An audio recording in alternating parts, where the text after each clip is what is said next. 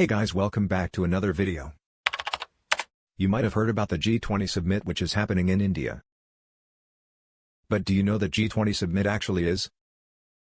Let me explain. The G20, or Group of 20, is a club of countries that meets to discuss global economic and political issues. Between them, G20 countries account for 85% of the world's economic output and more than 75% of world trade. They contain 2/3 of global population. The G20 members are the EU plus 19 nations, Argentina, Australia, Brazil, Canada, China, France, Germany, India, Indonesia, Italy, Japan, Mexico, Russia, Saudi Arabia, South Africa, South Korea, Turkey and the US. Some countries which are members of the G20 also meet as the G7. These are the world's 7 leading industrialized countries. Why was the G20 set up, and why does it matter? The group was founded in 1999 after the Asian financial crisis. It was designed to be a forum for finance ministers and officials to discuss ways to restore economic stability.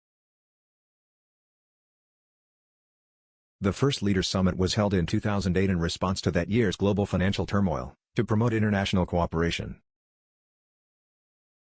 The G20 has broadened its focus in recent years to include issues such as climate change and sustainable energy. Every year, a different G20 member state takes over the presidency, and sets the agenda for the Leaders' Summit.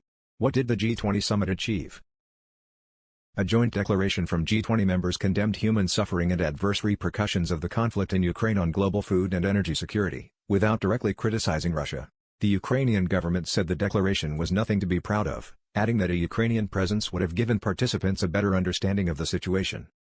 A new network of railways and shipping routes was announced by the US, India, Saudi Arabia and the EU, on the sidelines of the summit. It is designed to increase trade between South Asia, the Middle East and Europe. It is also meant to counter China's project to build new global trading routes, the Belt and Road Initiative. Which issues proved difficult for the G20. In May 2023, China and Saudi Arabia boycotted a G20 meeting on tourism, which was held in Indian-administered Kashmir, because the Kashmir region contains territory claimed by Pakistan as well as India. A row also broke out between India and China shortly before the summit, when Beijing released a map claiming the state of Arunachal Pradesh and the Aksai Chin Plateau as Chinese territory. Now let's know some key outcomes of the 2023 G20 summit held in India. Prime Minister Modi views this summit as India's diplomatic milestone, with its G20 presidency serving as a platform to amplify the Global South's concerns. In a personal capacity, the G20 summit's outcomes are important for the Indian leader as he faces general elections next year.